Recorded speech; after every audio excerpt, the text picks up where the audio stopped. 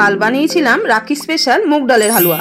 তো চলুন দেখি কি করে বানিয়েছি। দেখুন, প্রথমে 1 কাপ মুগ ডাল বেশ ভালো করে 3-4 বার জল দিয়ে ধুয়ে নিয়ে ছাঁকনিতে রেখে দেবো। এখানে জল ঝরুক, এই সময় আমরা চিনির সিরাপটা বানিয়ে নেবো। যেই কাপ দিয়ে আমরা ডাল মেপেছি সেই কাপ দিয়েই 1 কাপ চিনি নিয়ে নিলাম। এইবারে দেবো 2.5 কাপ জল দিয়ে এটাকে ভালো করে ফুটিয়ে নেবো। কোনো 1 তার 2 তার বানাবো না, ফুটে গেলেই নামিয়ে নেবো। এরপরে শুকনো খোলায় জল ছড়ানো মুগ ডালটা অল্প আছে অনেকক্ষণ ধরে নেড়ে নেড়ে ভালো করে ভেজে নেবো। এর সাথে আমি এর মধ্যে 4-5টা ছোট এলাচ দিয়ে দিয়েছি। একসঙ্গে ভাজতে থাকবো। মুগ ডালটা ঠিক এরকম কালার হয়ে এলে নামিয়ে নেবো। যখন দেখবো একটু ঠান্ডা হয়ে এসছে, তারপরে মিক্সিতে দিয়ে গুঁড়ো করে নেবো।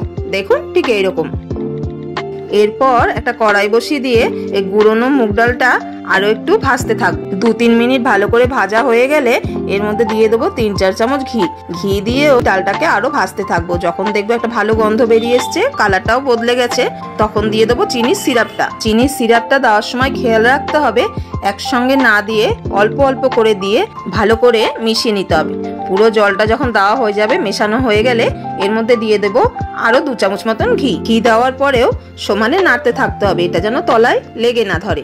এর মধ্যে পছন্দ মতন ড্রাই ফ্রুট দিতে পারেন, আমি শুধু এখানে কাজুই দিয়েছি। কাজু দিয়েও ভালো করে নাড়াতে থাকবো। যখন দেখবো একদম কড়া থেকে ছেড়ে এসছে, ঘি বেরিয়ে এসছে, তখন আমরা নামিয়ে নেবো। তাহলেই হয়ে গেল আমাদের মুগ ডালের হালুয়া রেডি। ভিডিওটি ভালো লাগলে লাইক ও সাবস্ক্রাইব করে দেবেন।